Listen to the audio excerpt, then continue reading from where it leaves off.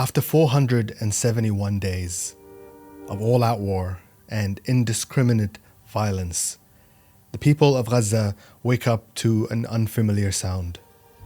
Silence.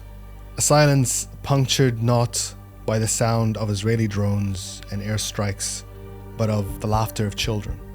471 days of what the International Court of Justice called a plausible genocide, what human rights organizations such as Amnesty International and Human Rights Watch declared a textbook genocide, what the International Criminal Court called the systemic use of starvation as a weapon of war. 471 days, during which 2 million Palestinians were fleeing from one place to another, from their homes to makeshift shelters to hospitals, and then elsewhere, as one by one, each is destroyed by a bomb. More than 46,000 people were killed, over a third of them children. The true death toll, impossible to know for sure.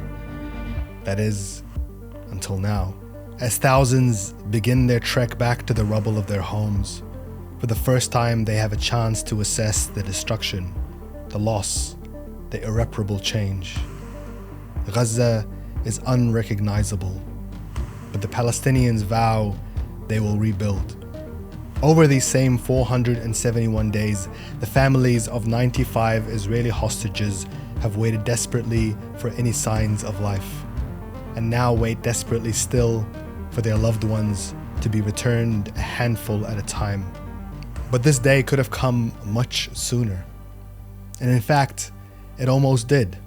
Back in November 2023, just weeks after the war started, a humanitarian pause was negotiated by Israel and Hamas, during which 105 Israeli hostages were returned to their families. It's hard to remember now because it was so long ago.